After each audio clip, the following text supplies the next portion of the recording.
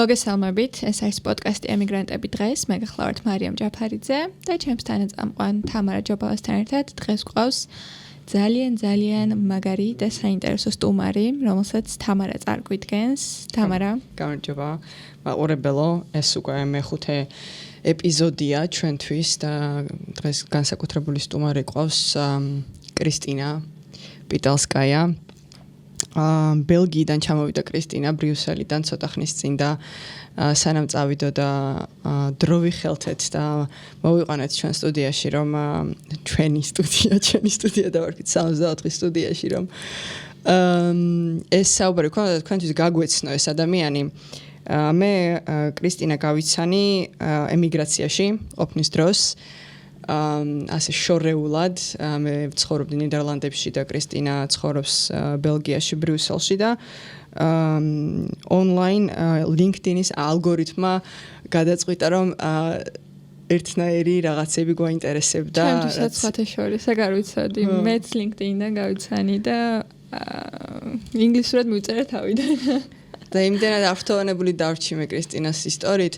ყველაზე მთავარი ამბავი არის, რომ ჩემსავით დევნილია კრისტინა აფხაზეთიდან, გალიდან და მე და ომი რო არ ყოფილიყო მე და კრისტინა სავარაუდოდ ვიქნებოდით სკოლელები, შეიძლება კლასელებიც ხო?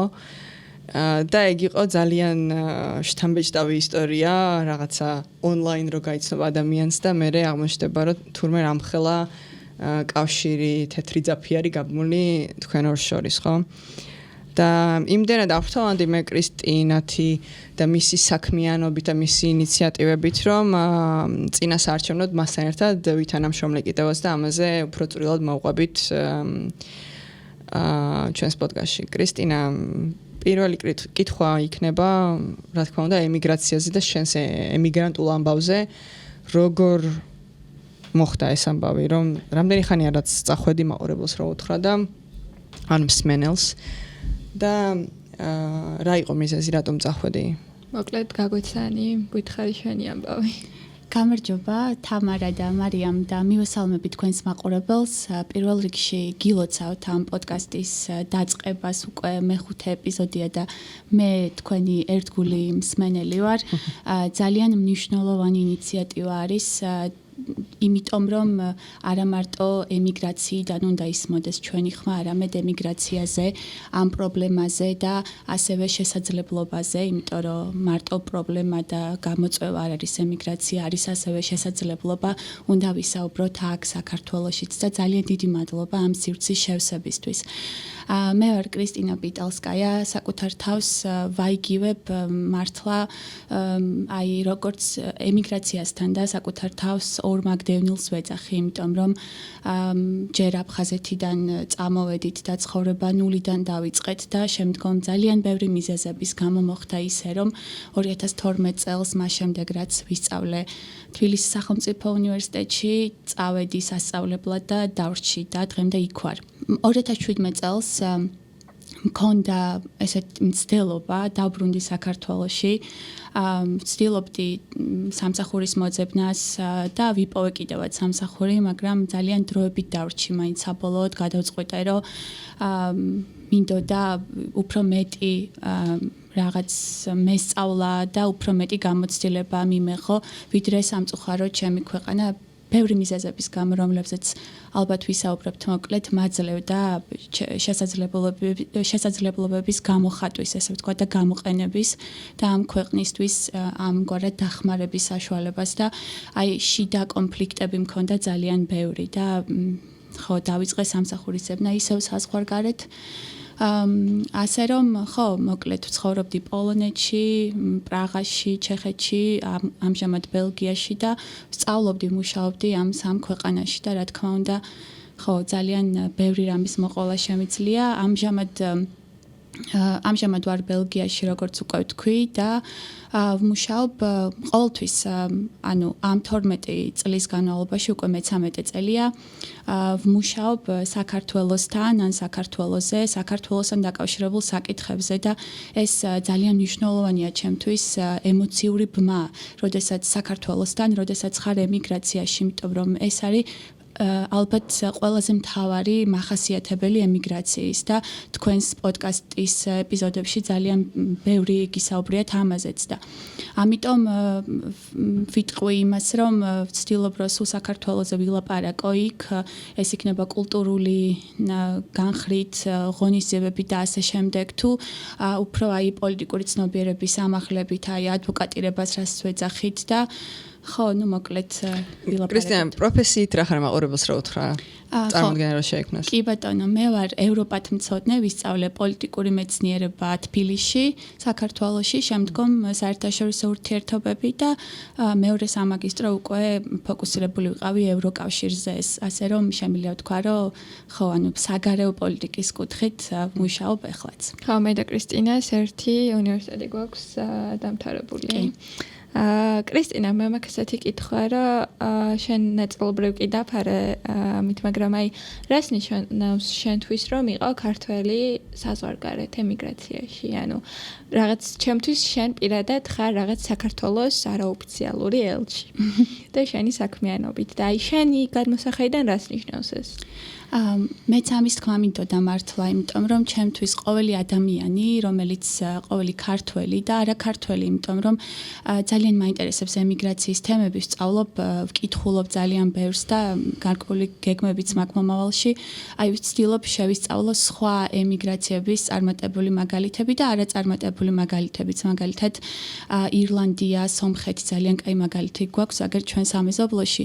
ჩემთვის ემიგრაცია ნიშნავს აი შენი ქვეყნის ელჩობას, არაოფიციალურ ელჩობას, არაფორმალურ ელჩობას და ყოველი ქართველი ადამიანი, რომელიც ეხლა ცხოვრობს საზღვარგარეთ და ანუ ქართული ემიგრაცია მაინც ახალია, ახალგაზრდა ემიგრაცია ვართ მიუხედავად იმისა, რომ 90-იან წლებში დაიწყო ხო გადინება ქართველების. ეს იყო ეკონომიკური მიზეზებით განპირობებული ემიგრაცია.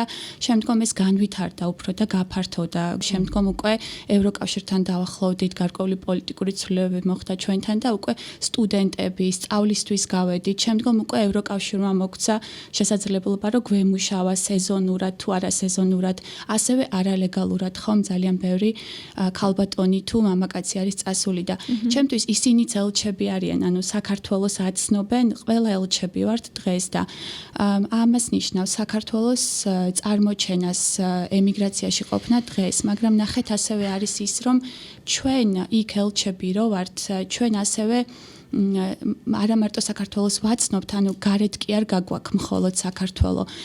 საქართველოს შიგნითაც ვეხმარებით აქაც და ეკონომიკური მიზეზებია, ხო? ანუ გზავნილები მაგალითად 4 მილიარდ ლარზე მეტი მეც აგზავნის ემიგრაცია, ხო, საქართველოში და ასე შემდეგ, ანუ გარეთაც გვაქვს წვლილი და შიგნითაც რა თქმა უნდა. რადგან დავიწყოთ ამ ემიგრაციის შედარებები, ამაზე მინდა გკითხო. გეთანხმები ჩვენ ახალგაზრდა ემიგრაცია ვართ და ახლა ვიკიდებთ ფეხს. ახლა გვიჩნდება ეს ცნობიერება რაღაც დიასპორული ინიციატივების და აქტივობების, ხო? 90-იანი წლების ემიგრაციისგანაც კი განსხვავდება ბოლო 10 წლეულის ემიგრაცია. და ზუსტად იქ იყო ჩემი დაკვირვება, რომ ემიგრაცია გაახალგაზრდავებულია და ემიგრაციას უკეთესად ესმის, რომ იქ მარტო ფულის გამომუშავება ვერ იქნება მისი როლი. და საქართველოს რაღაცნაირად სხვანაირადაც უნდა დაეხმაროს. შენი დაკვირვებები რა არის? როგორია ახლა დიასპორა? და რა გამოწვევებია დიასპორაში, რა გვაქვს სასწავლი? გამოწვევებზე არ მიყვარს განცალკევებულად საუბარი, ყოველთვის საუბრობ ასევე შესაძლებლობებზე, ორივეზე ერთ ჭრილში უნდა ვილაპარაკოთ, იმიტომ რომ ეს ფართო სურათი არის ძალიან და რა თქმა უნდა, ძალიან ბევრი რამ გვაქვს სასწავლი, ყოველთვის რაც უფრო მეც ვისწავლით უკეთესია, მაგრამ ემიგრაცია განიხილება როგორც აი ძალიან ნეგატიური ტრენდი და არის კიდევაც, იმიტომ რომ პირველ რიგში, როდესაც ემიგრაცია არის განპირობებული აი გადარჩენის, აი ეკონომიკური გადარჩენის და ზოგჯერ ფიზიკური გადარჩენის, სიდუხჭირის მიზეზებით ეს ძალიან ცუდია და ამიტომ განვიხილავთ საქართველოში ემიგრაციას ასეთ ნეგატიურ ჭრილში და ეს სიმართლეც არის. გამოწვევებზე რო ვისაუბრო, თვითონ ემიგრაციის გადმოსახედიდან ჩემი აზრით ყველაზე მთავარი ალბათ არის ის, რომ ემიგრაციამ შეიმეცნოს, ანუ ცოდნა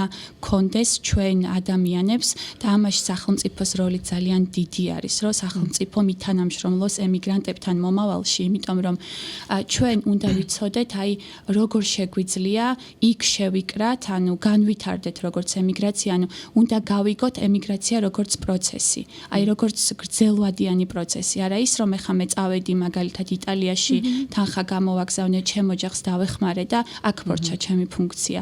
ანუ ადამიანებს უნდა დიასპორის შექმნაზე აქ უკვე საუბარი, მჭიდრო დიასპორა, როგორც მაგალითად სომხეთი ახსენე შენ და კი, მაგალითად სომხეთი, ყველაზე კარგი მაგალითი ჩემთვის არის ირლანდია.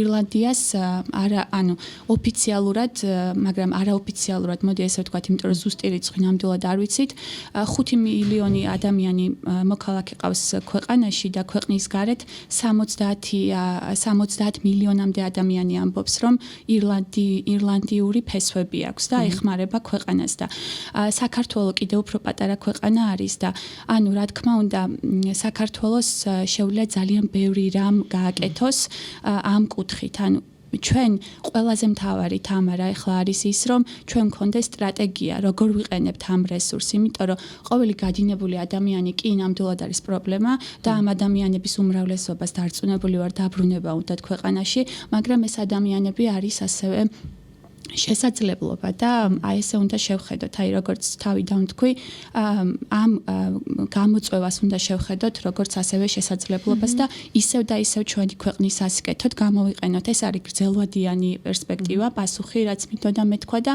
მეორე არის ის რომ თვითონ ემიგრაციაში იყვნენ აქტიური ადამიანები თვითონ მოქალაქეები ერთმანეთს ველაპარაკოთ ჩვენ და დავანახოთ ერთმანეთს რომ აი ჩვენ გვჭირდება ახლა თვით ორგანიზება ჩვენი საკუთარი თავებისთვის, იმიტომ რომ აი homesick ვართ იქ ყველანი, ემოციურ კომპონენტზე ვილაპარაკე თავიდან და ჩემი აზრით ყველას იქ აბსოლუტურ უმრავლესობას თუ ყველას არა ენატრება საქართველოს, ქართულ რესტორნებს ვეძებთ და რავი, სახში ქართულ ვახშმებს მართავთ ჩვენთვისაც უცხოელი მეგობრებისთვის, ანუ ეს არის მნიშვნელოვანი, რომ იქაც თვითორგანიზება გავაკეთოთ და ყველაფერი ის რაც ანუ ვახსენე და არ ვახსენე საქართველოს წარმოვაჩინოთ და იქიდანაც დავეხმაროთ ჩვენს ქვეყანას ანუ იქნება ეს ჩვენ სფეროებში ძალიან ბევრი ქართველი მუშაობს ძალიან ბევრ საინტერესო სფეროში საზღვარგარეთ და არ ვიცი სტუდენტები მიდიან საზღვარგარეთ და ეს თვითორგანიზება კიდევ უფრო მეტად გაგვაცნობს ერთმანეთს, დაგვაახლოვებს და ეს შემდგომ უკვე პირველ მიზანს ეხმარება, ანუ თვით დაკავშირებულია ეს ყველაფერი. ძალიან საინტერესო რაღაცა თქვა ხა ჩემი აზრით რა, ანუ ზოგადად ემიგრაციას იმდენად ყოველთვის ნეგატიურ ჭრილში განვიხილავთ ხოლმე შესაძლებლობას როგორც ასეთი ასე არ ვახსენებთ და ანუ როგორც პოზიტიურ და რაღაცა ისეთ ხელჩასაჭირ რამეს არ ვხედავთ. შენ ძალიან კარგად თქვი, რომ აი ასე უნდა მოხდეს, კარგი იქნება სამომავლო პერსპექტივისთვის, მაგრამ შენ აზრით რა უშლის ხალხს, ქართველებს, რომ აქამდე რატო ვერ მოხდა? რა არის ის ბარიერები, სისტემური, პერსონალური, არ ვიცი, ქართველი ერის დამახასიათებელი თუ სხვა რამ, რამაც აქამდე ვერ შეაკავშირა ასე კარგად ქართველობა, ასე რომ ვთქვათ. კი. ნახე, აი ძალიან ისტორიულ პერსპექტივაში რო არ გადავიდეთ, ყველა ერს და ინდივიდუალურად შემდგომ უკვე თითოეულ ადამიანს აქვს პირადი მიზეზი, ხო? არსებობს რაღაც მაგალითად არ ვიცი, ირლანდიელები მე-19 საუკუნიდან დაიწყო მათი გადინება ქვეყნიდან, იმიტომ რომ ფემინ, ანუ შიმშილი იყო ქვეყანაში და გაიხიზნენ, ხო, ამერიკაში და ასე ევროპაში, ასე შემდგომ. კარტოფილის შიმშილის სახელით ზუსტად სომხები მაგალითად გენოციდის გამო ხო ჩვენ ომი ქონდა ეკონომიკური ორი ომი ქონდა ხო ბოლო 20 წლებში 30 წლის განმავლობაში ეხლა ეკონომიკური მიზეზები ანუ ძალიან ესე კონკრეტულად რო ვთქვა ქვეყანას უნდა ანუ პოლიტიკური ნება უნდა არსებობდეს, მოდი ესე ვიტყვი, იმის რომ მე ემიგრაციაში პირველ რიგში ადამიანები ახლა საქართველოში გაუცნობიერებლად მიდიან ემიგრაციაში. ხა ნახე ცუდად რომ არ გამომივიდეს აუხსნი, რას გულისხმობ, იმიტომ რომ ადამიანები მიდიან ახლა პირადი ინტერესებით ემიგრაციაში და ეს სწორია, მაგრამ უფრო სწორი არის ის, რომ აი მაგალითად სტუდენტი მიდის საზღვარგარეთ სასწავლებლად, არ ვიცი, ადამიანი მიდის რომელიღაც საერთაშორისო ორგანიზაციაში კონკურსის შედეგად სამუშაო და ეს სხვა ტიპის ემიგრაცია არის, მაგრამ როდესაც ყოველი მესამე თუ მეოთხე ოჯახი თუ უფრო მეტი არა ოჯახის წევრი ქალბატონი მამაკაცი მიდის ფიზიკურად სამუშაოდ საზღვარგარეთ, ეს არის გაუცნობიერებელი მიგრაცია, ხო?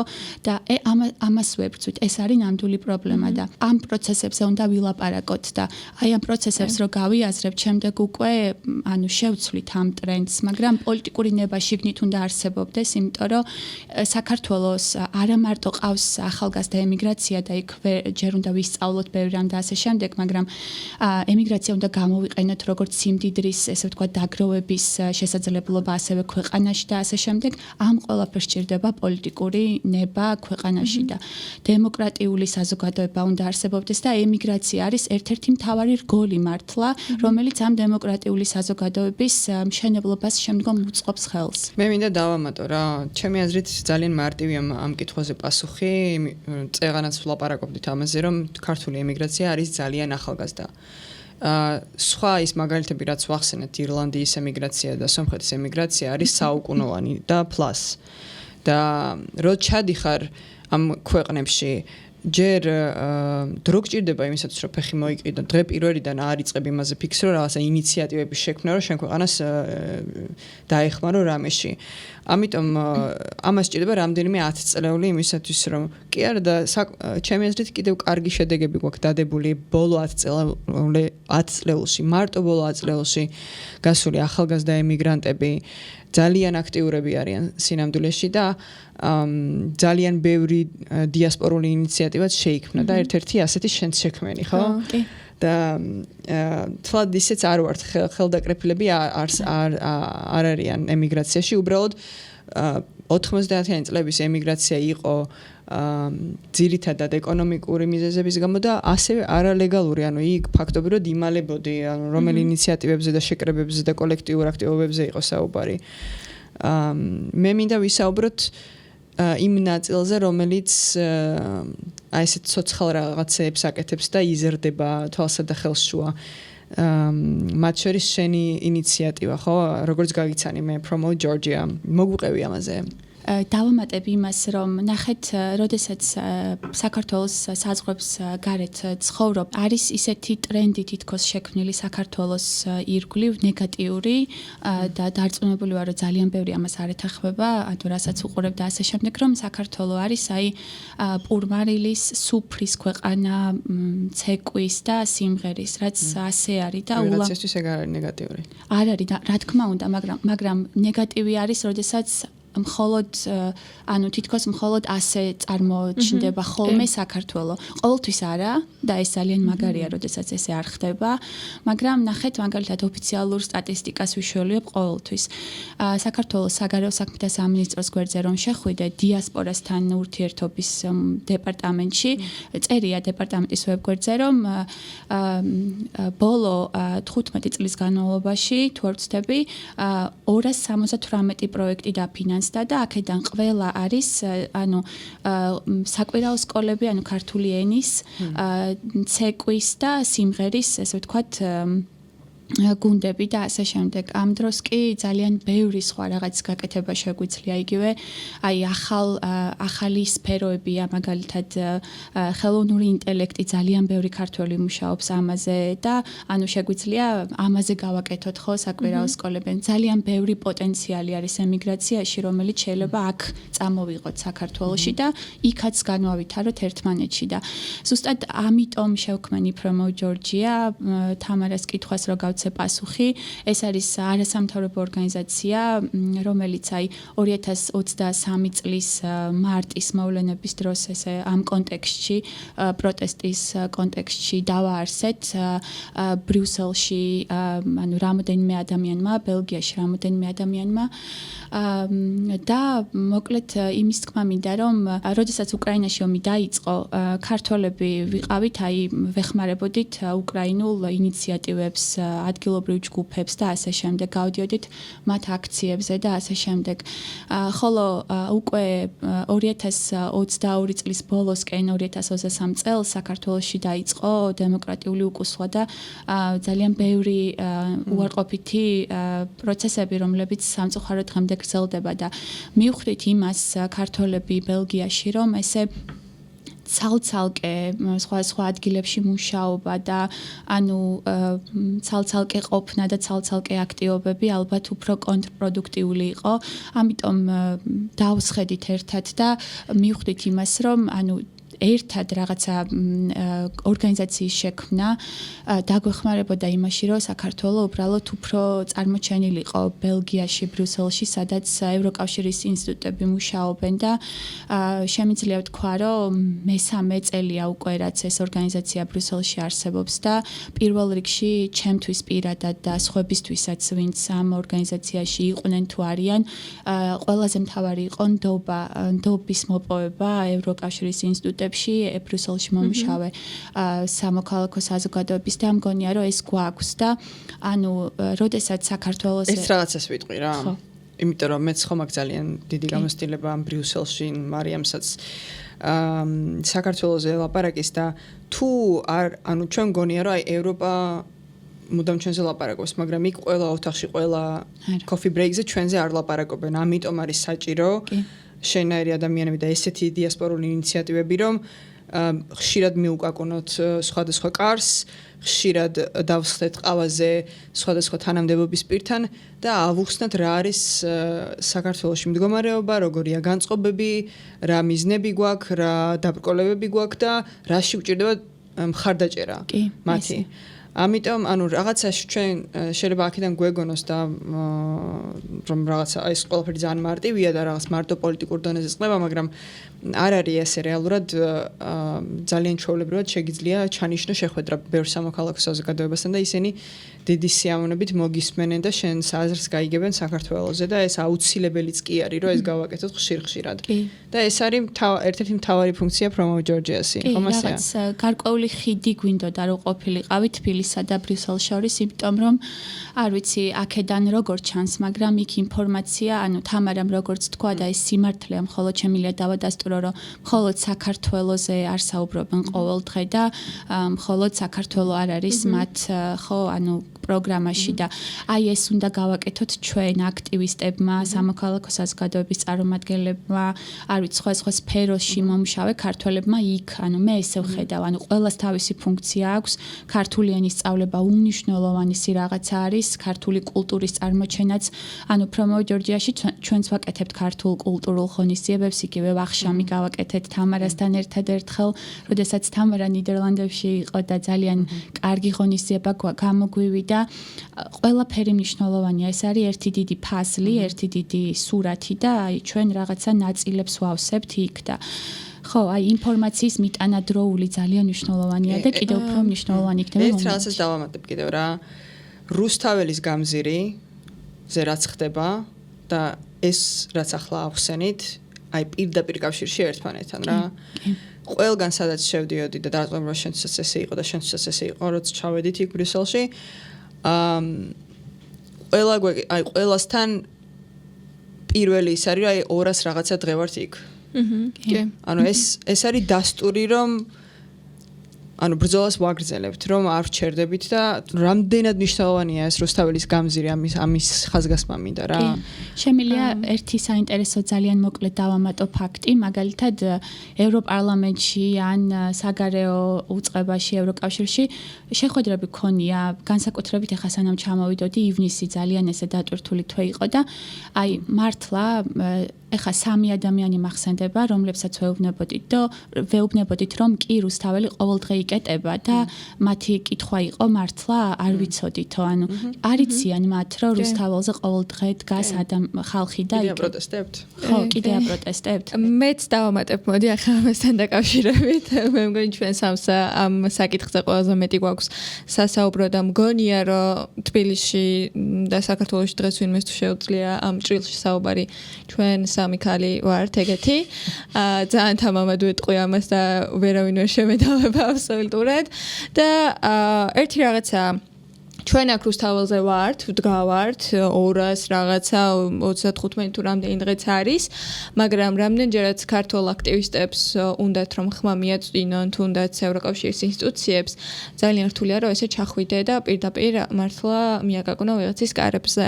ან თუნდაც აქედან რაც არ უნდა მეილები მიწერო, ასე შეიძლება არავინ არ გაგიღოს კარები, იმიტომ რომ მართლა ანუ მეც რო ვიყო ევროპარლამენტარიან მათ ადგილზე ვიყო, ჩემთვის ძალიან რთული იქნებოდა, რომ აი რომელიღაცა ქვეყანა რო არის კავკასიაში, იქიდან შეხვდე ყველა აქტივისტს.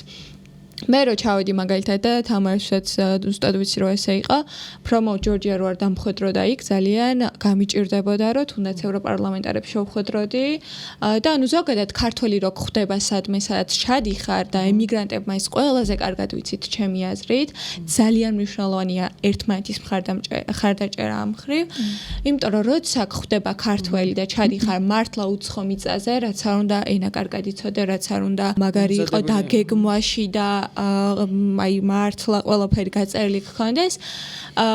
Promote Georgia რომ არ დამხვედრო და ალბათ, რა ვიცი, ნახევარი შეხვედრები რაც მქონდა, ვერ შედგებოდა ჩემი. ვიცი ზუსტად რომ ასეა ძალიან ბევრი, იმიტომ რომ კრისტინა და Promote Georgia ძალიან ბევრი კარს აღებს და ბევრ აქტივისტს მასპინძლობენ და მართლა უმაგრეს საქმეს აკეთებს და ძალიან დიდი მადლობა მინდა გადაგიხადო კიდევ ერთხელ. ეს არის მართლა უმნიშვნელოვანესი, როცა შენ იქ გეგვლება დასაყრდენი. და ერთ პატარა რაღაცას დღეს ის ინიციატივიდანაც დავამატებდი, რომ ჩვენ აი ეს რო გავიაზრეთ, რომ ინფორმაციის ნაკლებობა იყო ბრიუსელში, გარკვეული მხრივ, დავიწყეთ ამაზე საკონცერტი აქტიური მუშაობა და კრისტინას ცოტა ისე აჯიკებითაც, ასე რომ ვთქვათ, დავიწყეთ ნიუსლეტერი, რომელიც ყველას შეუძლია ახლა უკვე რომ გამოიწეროს, ჩვენი ვებგვერდიც მალე იქნება და ასე შემდეგ და ხო ეს ნიუსლეტერი არის იმ ყველაფერზე, რაც ხდება საქართველოში, ძირითადად გვინდა რომ აი ევროპის თავიდან და ტვინიდან არ ამოვიდეთ და Georgia on your mind ქვია და ევროკავშირის მართლა აი წკიპზე უნდა ვიყოთ სულ on the top of the mind და ძალიან მნიშვნელოვანია და ზუსტად ამას აკეთებს Promote Georgia-ც. ამას ვაკეთებთ ყველანი და მადლობა მარიამ, ძალიან დიდი ორივეს მადლობა, იმიტომ რომ მართლა ეს არის ჩვენი ფუნქცია, ანუ ეს მოითხოვს თავისუფალ დროს, ენერგიას, მაგრამ არ ვიშურებთ ამას და კიდევ ერთ ძალიან ანუ ერთმანეთს რო დავეხმაროთ, ეს ძალიან მნიშვნელოვანი იქნება. თქვენს ნიუსლეტერს აუცილებლად გაუწევთ პოპულარიზაციას ბრიუსელში და ერთი რაღაც მინდა დავამატო, მესამე კომპონენტი, რაც ძალიან მნიშვნელოვანი მგონია, ესეთი ბევრი ინიციატივა შეიქმნა, აი არჩევნებზეც ვისაუბრებთ ალბათ და ამ არჩევნების ირგვლივ და შემდგომ აქამდე. რაც არის ძალიან მნიშვნელოვანი ფუნქცია ამ ინიციატივების და ორგანიზაციების არის ის, რომ ქართველ ემიგრაციას კრავს, ანუ ადამიანებს, რომლებსაც უნდათ რომ პროტესტს შეუერთდნენ იქიდან, ფიზიკურად შეიგრძნონ, რომ რაღაცა როლი, პატარა, მაგრამ მნიშვნელოვანი როლი შეუძლიათ ითამაშონ ამ პროცესში. ამ ადამიანებს ვეძახით, რომ გამოდით ქუჩაში, გამოიტანეთ არ ვიცი, დროშები, თქვენი მესიჯი და ხო, რა გაქვთ გზავნილი, დაწერეთ პოსტერზე და მოიტანეთ. ეს არა მარტო საქართველოს ხილვადობას უწყობს ხელს იქ, რომ დაგინახონ, რომ აი თურმე საქართველოს ყოლია აქტიური დიასპორა და აი მათ ადარდებთ საქართველო, არამედ ამ ხალხსაც აი ამ ემოციურ მასზე, რაზეც ვლაპარაკობთ, ამას უნარჩუნებს და ძალიან მნიშვნელოვანია ეს ემოციური რაღაცა ერთად ყოფნა იქ ბრიუსელში და ყველგან. სანამ წინა არჩევნებზე გვინდა ლაპარაკი, იმიტომ რომ წინა საარჩევნო ძალიან ბევრი ვიშრომეთ, ხო? ემიგრაციაში ვიყავი მე მაშინ და ხედავდი ძალიან კარგად ეს დიასპორული ინიციატივები, როგორ რაღაც ამ ვაიმ რაღაცა კარგი მოგვიტანა რა. ბევრი დიასპორული ინიციატივა გაშთა და ძალიან მალე და ძალიან ორგანიზებული ხო? ბევრი მანამდეც არსებობდა, რა თქმა უნდა, ხა ეს არ უნდა დავკარგოთ ეს ამბავი.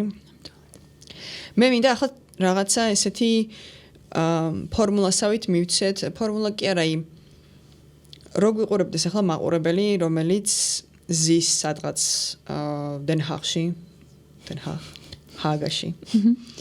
ან არ ვიცი, იგივე ანტვერპენში, სადღაც ახლომახლოს მოკლედ ბელგიაში თუნდაც და უნდა ჩართულობა. რაღაცის კეთება უნდა რა. მეც მასე აღმოგაჩინე სინამდვილეში, აღმოაჩინე პრომო ჯორჯია და რაღაც თავისუფალი 10 საათი რომ მქონდა, მეთქი ოკეი, ეს თავისუფალი 10 საათი, მე შემიძლია გავაკეთო ეს საქართველოსთვის, ხო? აი რაღაცა ვარ IT მაგალითად, ან ვარ არ ვიცი, სოციალ კარდებს ვაკეთებ კარგად და მაქვს რაღაც 5 საათი დრო კვირაში. აი რა შეუძლიათ, როგორ შეუძლიათ ამ ადამიანებს რომ ჩაერთონე. მე მგონია რომ ბევრს წარმოუდგენია რომ მე რა შემიძლია გავაკეთო აქედან, აი ჯარიმებზე რაღაც თანხას გადავრიცხო ან რაღაცა, მაგრამ თუ თავისუფალი დრო გაქვთ და თუ შეგიძლიათ რომ თქვენი უნარები გამოიყენოთ, ამის შესაძლებლობები არის. კი. ასეთი ადამიანების მნიშვნელობა არის აი ძალიან დიდი და ამაზე ვიტყვი ძალიან კონკრეტულ რაღაცას, მაგრამ არჩევნებს რომ მივუბრუნდე თამარა, ანუ 2024 წლის საპარლამენტო არჩევნები იყო ისეთი რამ, რაც არ დამოიწყდება არასდროს. იმიტომ რომ მე-13 წელია საქართველოში არ ვცხოვრობ და არც მახსოვს მე რამდენი არჩევნებია, ალბათ მე-4, მე რამდენიღაც არჩევნები იყო, ეს საპარლამენტო არჩევნები, როდესაც სხვადასხვა ქვეყანაში ვაძლევდი ხმას და ვაკვირდებოდი არჩევნებს ყოველთვის საზღვარგარეთ. ეს იყო უპრეცედენტო აქტივობა ემიგრაციის ბევრი მიზეზების გამო, ახლა ამაზე არ გვინდა ლაპარაკი აშკარად, მაგრამ ნახეთ, ჩემთვის ძალიან ესეთი საგულისხმო იყო ეს ყველაფერი, რაც არჩევნების ირგვლივ ხდებოდა, იმიტომ რომ თითქოს მართლა პირველად გავიაზრე ის, რომ აი რაზეც თავიდან ვლაპარაკობდით, რომ აი ფუნქცია რა არის ადამიანის, მარტო ის ხო არა, რომ ჩემ ოჯახს დავეხმარო, იმიტომ რომ საქართველო ყველას უყვარს, ხო? აი პოლიტიკური შეხედულებების მიუხედავად და ასე შემდეგ. ამიტომ მგონია, რომ პირველად გავიაზრე, მომივიდა ესეთი აზრი, რომ აი ეს ზრა რო იყო, რომ აი მე საქართველოს შემილია აქედან დავეხმარო და ჩემი ხმა მნიშვნელოვანია, რატომღაც მგონია, რომ ეს შენარჩუნდება ეს ტრენდი, ანუ ესე დარჩება.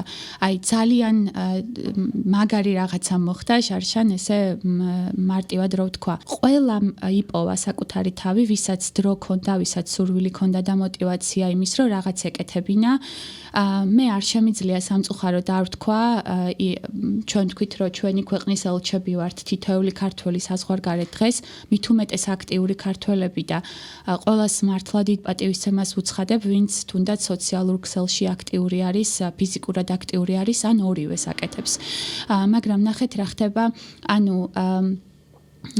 საქართველოს ყველა დაეხმარა არჩევნების ირგვლივ და მაგალითად ეხლა რომ გადავიდეთ იმ მოქალაქეებზე, სტუდენტებზე, ახალგაზრდებზე თუ არა ახალგაზრდებზე, ყველაზე ვისაც აქტიურობა უნდა, სადაც ცხოვრობენ, მაგალითად Facebook-ს ვიყენებთ, ანუ საქართველო არის ოფიციალური მონაცემებით ერთ-ერთი, ანუ ქვეყნის ზომის მიხედვით, ერთ-ერთი ყველაზე აქტიური ქვეყანა Facebook-ზე, ყველა Facebook-ზე არის მგონი და სადაც არიან შეუძლიათ აი ქართველები ბელგიაში მაგალითად ქართველები ესპანეთში დაგუგლონ და იქ მოიკითხონ აი მაგალითად მაქვს ამდენი დრო ორგანიზაციები არიან თუ არა და ასე შემდეგ შემიძლია ეს და დაგეხმარებით. ანუ ძალიან აქტიური არის ემიგრაცია ყველა ქვეყანაში, ახლა ევროპის თითქმის ყველა ქვეყანაში შეიქმნა ესეთი პლატფორმა ქარებიც კი, ანუ სადაც ჩვენ ვართ და ძალიან ბევრი ადამიანია მანდ გაწევრიანებული. ამერიკის დიასპორაც არის გაწევრიანებული და აი მართლა რაც ვილაპარაკეთ კულტურული ადვოკატირება იქნება, პოლიტიკური ადვოკატირება თუ ჩვენი ანუ საერთო ადვოკატირება, იმიტომ რომ ამ ქართველებმა ყველაზე კარგად იციან რატომ არის ევროპა კარგი, რატომ ირჩევენ იმას, რომ იქ ცხოვრობენ და ანუ მიუხედავად იმისა, რომ დაბრუნება უნდა ვაღიაროთ ის, რომ ძალიან ბევრს უნდა დაბრუნება, მაგრამ იქაც უკვე ცხოვრება აწყობილი აქვთ და არაფერი ცუდი არ არის იმაში, რომ იქიდან დავეხმაროთ ქვეყანას და იქიდან ვეხმარებით. მე პირიქით, ანუ ამას ვემხრობი, რომ ჩემს ერთ-ერთ მიზნად, არც თუ ისე პატარა მიზნად წარმომიდგენია ის, რომ რაღაცა მე თუ შევკრიბავ 10 ქართველს ერთად და რაღაცა ერთ ღონისძიებას გავაკეთებთ, ან ერთ პროექტს, ეს ჩემთვის ძალიან დიდი მნიშვნელობის რაღაცა არის და ამიტომ მოუწოდებ ყველას, რომ ახლა, როდესაც მართლა ძალიან მნიშვნელოვანი პროცესები მიმდინარეობს ჩვენი ქვეყნისთვის და მსოფლიოში და მართლა ჩვენი ადგილი უნდა ვიპოვოთ ამ ყველაფერში, ყველას შეუძლია აბსოლუტურად დაეხმაროს საქართველოს იქიდან. აი ჩვენს ორგანიზაციაში მაგალითად სულ ვეძებ სტუდენტებს, ახალგაზრდებს, ვისაც სხვა ესე ვთქვათ უნარჩვევები აქვთ და ძალიან ბევრი ესეთი ორგანიზაცია არის, როგორც უკვე თქვენც ახსენეთ. აი ახსენე რომ ძალიან ბევრს უნდა დაბრუნება მაგალითად ახლა წამოვიდა ასეთი სპეკულაციები, რომ ვიზა ლიბერალიზაცია რომ აღარ გვექნება, ხო პირიქით ხალხი დაბრუნდება უკანო. რა დაბკოლებების წინაშე შეიძლება დაადგეს ხალხი, ან რა მოუტანა საქართველოს ამ ვიზა ლიბერალიზაციამ, შენ პროიცი ახლა ეგრე ბევრმა არ იცის. პირველ რიგში იმას ვიტყვი, რომ ძალიან სამწუხაროა, აი რაც ხდება ახლა, ზოგადად ის რომ მივედით იქამდე, რომ ევროკავშირი ამას განიხილავს საერთოდ. მაგრამ მე ვაფასებ ვიზა ლიბერალიზაციას როგორც მე მგონია რომ მართლა მთავარ მიღწევად ალბათ საქართველოს მთავარ მიღწევად, იმიტომ რომ რატომ არის ეს მიღწევა მთავარი ევროინტეგრაციის გზაზე, იმიტომ რომ მართლა აი თითოეულმა ადამიანმა პირადად შეიგრძნო თუ რატომ არის კარგი უვიზო მიმოსვლა ევროკავშირთან და ამიტომ არის ეს ძალიან მნიშვნელოვანი მონაპოვარი და მარიამ შენ კითხვას რო დაუბრუნდე, ჩემი აზრით ანუ ვიზა ლიბერალიზაცია არის ის რაც არ უნდა დავიყვანოთ მხოლოდ ეკონომიკურ ანუ როგორ თქვა მიზეზ შედეგობრივ კავშირამდე, იმიტომ რომ ვიზა ლიბერალიზაცია ჩვენ ყოველთვის სხვა შორის საქართველოს მთავრობაც დღემდე 2017 წელს, როდესაც მოგვცეს ჩვენ ვიზა ლიბერალიზაცია ევროკავშირთან, მთავრობაც რა თქმა უნდა სულ ამას მოიშველიებდა ხოლმე მთავარ არგუმენტად, როდესაც ჯერ კიდევ არ იყო ძალიან გაფუჭებული ევროკავშირთან ურთიერთობები, რომ აი საქართველოს 80% მოსახლეობის 80% უჭერს მხარს ევროკავშირთან გაწევრიანებას და ასე შემდეგ. მე ვფიქრობ, რომ სწორედაც რომ უვიზო მიმოსვლამ შეუწყო ხელი აი ამ ნდობის გაღვივებამ ევროპასთან, ევროკავშირთან, იმიტომ რომ ნახეთ, რა თქმა უნდა, წავიდნენ ანუ ოჯახები, ცალ-ცალკე ცხოვრობენ და ასე შემდეგ. რა თქმა უნდა, ეს მარტო საქართველოში არ ხდება, ყველგან ხდება, ხო? მაგრამ ვისაც მიმოსვლა აქვს ევროკავშირთან, მაგრამ ჩვენ უკეთესად დავინახეთ ევროკავშირი, ანუ როგორ ცხოვრობენ ევროპელები, ნამდვილად როგორ ცხოვრობენ, ყოველდღიური, აი როგორი პარკები აქვთ მაგალითად გამწვანებული ყოველ მეორე ნაბიჯზე ბრიუსელში რო ჩამოხვიდეთ, ამინდი არ შეგიწყობთ ხელს ალბათ ხშირად, მაგრამ ყოველ მეორე ნაბიჯზე არის დიდი გამწვანებული პარკები და სათამაშო მოედნები კი არა თბილისში რომ გვაქვს კორპუსებს შორის, არამედ ნამდვილად გამწვანებული პარკები. არის ყველგან ქალაქ გარეთ ტროტუარები. მე მაგალითად რომ შემეძლოს თბილისში რომ ცხოვრობდე და არ ვიცი თბილისის მერიაში ვმუშაობდე და მიწყობდეს უფლებამოსილება ხელს, პირველ რიგში ტროტუარებს გავაკეთებდი, არ ვიცი ღრმაღელეში, სანზონაში, გლდანში, ვარკეთილში, ისანში ვიყავი 2 დღის წინ. არ ვიცი, ხალხი ქუჩაზე დადის მანქანებთან ერთად და ყოველ დღე მესმის სხვადასხვა ავტოსაგზაო შემთხვევების შესახებ. ასე ცხოვრობენ, ანუ უსაფრთხო ცხოვრობენ ევროკავშირში. ევროკავშირში ყველას აქვს დაზღვევა და ამას ხედავენ ქართველები. ჩვენც გვაქვს იქ დაზღვევა, ანუ მიუხედავად იმისა, რომ ანუ დიასახლისები მუშაობენ იტალიაში მაგალითად ოჯახებში, ის ის ოჯახები ეხმარებიან დაზღვევის მიღებაში. იქ მე რა არა ლეგალურად ხარ, პირველ რიგში ხარ ადამიანი და ადამიანის, ესე ვთქვათ, არის ღირებულება, ნომერ პირველი ღირებულება ევროპაში და აი ეს მენტალური ჩვენ რომ ვამბობთ, რომ აი ევროპელები ვართ, აი ეს არის, ამიტომ ვამბობ, რომ ქართველი ევროპაში რომ მიდის და ამით დავასრულებ, ანუ ჩვენ ესე ჰაერში ნათქვამი სიტყვები კი არ არის, ანუ იქ ქართველი რო ჩადის, მართლა კომფორტულად გრძნობს თავს და მართლა გრძნობ იქ, რომ კი მომწონს აქ, ანუ ჩემი ადგილიც არის აქ, ანუ და ეს არის ჩემი აზრით ყველაზე მნიშვნელოვანი, რომ გვაახლოვებს აი ჩვენ ცივილიზაციურ და ისტორიულ არჩევანთან. სულ რო ჩავხსნათ ეგ ისტორიული ამ წრილი უბრალოდ როდესაც ხედავ რომ სხვა ადამიანები კარგად ცხოვრობენ შენს გინდა რომ იგივენაირად იცხოვრო და ეს გაცვეთილი ფრაზა რომ ეს ხომ საქართველოა ანუ აქ ხომ ის არ იქნება უკვე დამთავრდა ამისი ამბავი სინამდვილეში და ევროკავშირში ეს ვიზა ლიბერალიზაცია ზუსტად ეს ფართოდ გახელილი თვალები იყო რომ ამას დაგვანახა რომ თურმე არსებობს შესაძლებლობები და თურმე შეიძლება მაგალითად აღმოსავლეთი ევროპის ქვეყნებში ხო რომ იგივენაირი რაღაცა მოხდეს ჩვენთან საქართველოში და ამისი მოთხოვნის სურვილიც და აი ხმის ამოღება ხო ეს არის ჩემი უფლება რომ მქონდეს რაღაცა ღირსეული ცხოვრება ზუსტად აქედან მოდის რა და ამის ჩახსნა უნდა ზუსტად ახლა ჩვენს ეგრეთ წოდებულ მთავრობას. რა თქმა უნდა, თუ შეიძლება რომ დავამატო, მარიამის კითხვიდან გამომრჩა ერთი ძალიან მნიშვნელოვანი რაღაცა, რომ აი ის განცხადება, რომ თითქოს რიგები დადგება და ანუ ხალხი დაბრუნდება უკან, ჩემი აზრით, პირველ რიგში ევროკავშირი ნაბიჯ ხსნის ამგვარ ანუ გადაწყვეტილებას მაგალითად თუ უვიზო დროებით გაიყინა ან თუ უვიზო აღარ გვექნება ევროკავშირთან სხვა სქემები არის ეს არ მოხდება ერთ ღამეში ანუ ეს მოხდება ნაწილობრივ და პირიქით მარიამ მე მგონია რომ კიდევ უფრო მეტი ადამიანი წავა იმიტომ რომ მოასწრებენ და წავლენ დატოვებენ ქვეყანას და რა თქმა უნდა უფრო გაჭირდება რომ მომავალში პირველ რიგში ვიზა ლიბერალიზაცია დავიბრუნოთ და მეორე მხრივ ასევე ეს ადამიანები ნელ-ნელა უკან საქართველოში ნამდვილად დაბრუნდნენ როდესაც კიდევ უფრო დიდი мотиваცია ექნებათ რომ მოქალაქეობა აიღონ იქ და არა ვინადრობაში ინარჩუნონ მხოლოდ. ნამდვილად და რაც იმას ნიშნავს რომ ნაკლები ქართველი ჩვენს ქვეყანაში. ნამდვილად.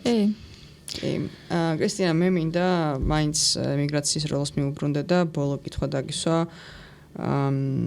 მე მინდა რომ ქართველი ემიგრანტის როლი მარტო ფულის გზავნა არ იყოს ჩვენს ქვეყანაში. მე მინდა რომ ქართველი ემიგრანტი იყოს ჩართული დემოკრატიული ქვეყნის შენებაში. ჩვენ ძალიან ახალგაზრდა დემოკრატია ვართ და არ უნდა შევცდეთ და არ უნდა ვიფიქროთ, რომ ყველას ჩართულობა არ არის საჭირო. თითოეულ ჩვენგანი ჩართულობა ამ ამბავში ძალიან მნიშვნელოვანია და მით უმეტეს ემიგრანტების ჩართულობა. იმიტომ რომ იმათ peace of mind აქაურობაზე უკეთესი აქვთ. სიმშვიდე ხო? როგორ ფიქრობ, რა არის ეს ემიგრაციის როლი აი ამ დემოკრატიული ქვეყნის შენებაში? ძალიან საინტერესო კითხვაა, ძალიან რელევანტური და ფართოც, მაგრამ უნდა ვილაპარაკოთ ამაზე. ნახეთ ძალიან მოკლედ ვიტყვი ერთ რაღაცას, რომ აი საქართველოში ჩემი აზრით ევროკავშირის შესახებ კომუნიკაციაც არ გვაქვს მოწოდების სიმაღლეზე, როგორც იტყვიან, იმიტომ რომ ჩვენ კარგად არ გვესმის, რომ ევროკავშირი არ არის იდეალური ერთობა, ევროკავშირი არ არის იდეალური ინსტიტუტი, ევროკავშირი ძალიან ბევრი აკრიტიკებს ევროკავშირს, ძალიან ბევრი სხვადასხვა მიზეზების გამო, იქნება ეს ევროკავშირის ბიუჯეტი, თუ ანუ როგორ რა სფეროში რამდენს ანუ ინვესტიციას ახდენს ევროკავშირი, მაგალითად, ხო, ამჟამად აი დღეს ამ დღეებში ამ თვეების განმავლობაში ევროკავშირი მსჯელობს ახალ ფინანსურ ესე ვთქვათ frameworks-ზე, რომ 2027 წლიდან ევროკავშირს ახალი ბიუჯეტი ექნება. ძალიან ბევრი აკრიტიკებს ევროკავშირს, მაგალითად კლიმატის ცვლილებებზე, როგორ მუშაობს ევროკავშირი და ასე შემდეგ. ანუ ჩვენ უნდა გავიაზროთ, რომ მაგრამ ეს კრიტიკა აკრძალული არ არის ევროკავშირში. ნამდვილად ეს არის, რომ აი კრიტიკას მაქვს შედეგები სიმაღლეში.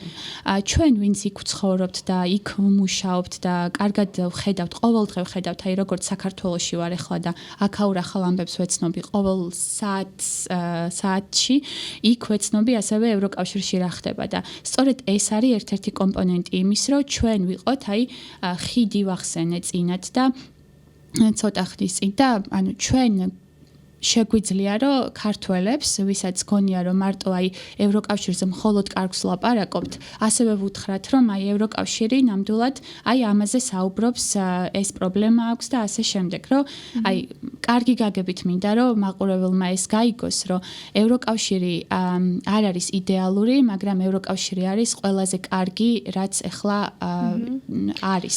რომელიც არის გამოწვევებით სავსე, მაგრამ ამ გამოწვევებსაც რაღაცა შესაძლებლობა დაგიქვავენ. მუშაობენ ამ გამოწვევებზე, კრიტიკაც ძალიან ბევრია, ევროკავშირში ყველა ინსტიტუტს თავისი როლი აქვს, მაგალითად ევროპარლამენტზე საუბრობენ ძალიან ნეგატიურ ჭრილში საქართველოში, საქართველოს ესე ვთქვათ, ხო, სამთავრობო წრეებში ამჟამინდელში, მაგრამ ნახეთ, ანუ ჩვენ ვიცით, რომ ევროპარლამენტი ძალიან მნიშვნელოვანი ინსტიტუტია და მაგალითად იგივე Promo Georgia-ში ვიდეოებს წერთ ამაზე, რომ აი რატო არის ევროპარლამენტი მნიშვნელოვანი ინსტიტუტი.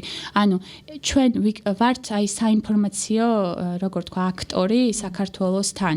ეს ერთი, რომ აი წამოვიღოთ უფრო ცნობადობა და გავზარდოთ ეს ცნობადობა. ევროკავშირის შესახებ.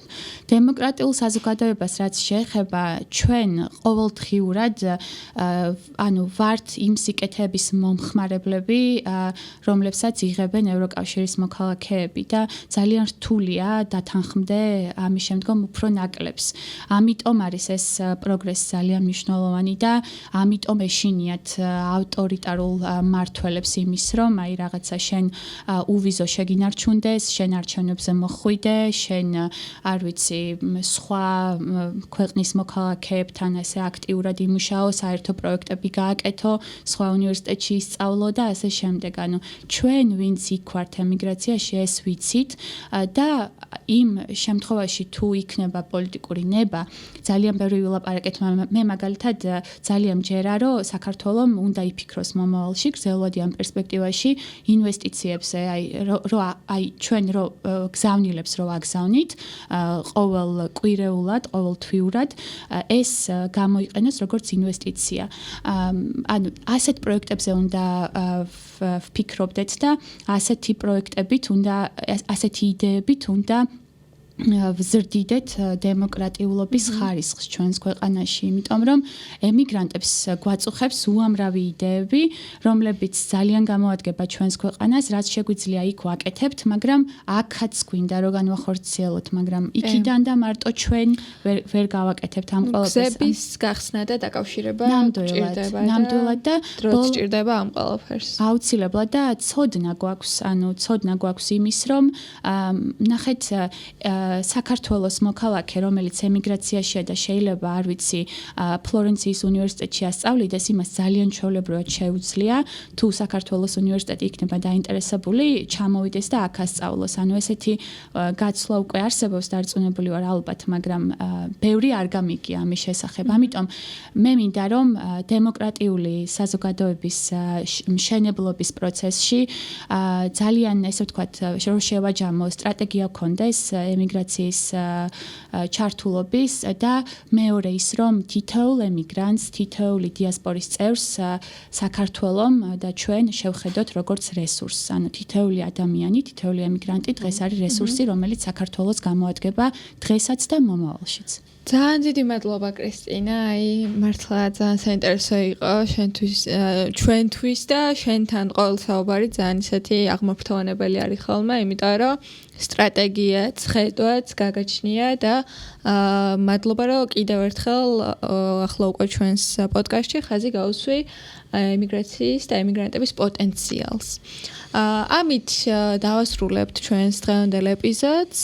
ბოლოს მინდა ჩვენს მაყურებელს მივმართო, ვუთხრა რომ გვიყურეთ, დაგვალაიქეთ, გამოგვიწერეთ ყველა არხზე და ასე შემდეგ და ვიტყვი იმას რისი თქმას თამარას ერიდება ხოლმე რომ შეგიძლიათ რომ ჩვენს fundraising-შიც მიიღოთ მონაწილეობა დაგვეხმაროთ ფინანსურად რადგან ჩვენ პოდკასტს დაშივრდება გაგრძელება თუ გაინტერესებთ კიდევ უფრო მეტი ემიგრანტის ისტორია თუ მოგწონვართ და კიდევ გინდათ რომ გვიხილოთ და მოგვისმინოთ დაგვიჭირეთ მხარი და ემიგრანტებსაც მოუწოდოთ რომ დაუჭირონ მხარი ამ პოდკასტს იმიტომ რომ თქვენზე საუბრობს ეს პოდკასტი ერთ-ერთი ყველაზე ასე ვთქვათ არახშირი სივრცეა სადაც ემიგრანტებზე ესე საუბრობენ და მადლობა კიდევ ერთხელ მადლობა ნახვამდის მადლობა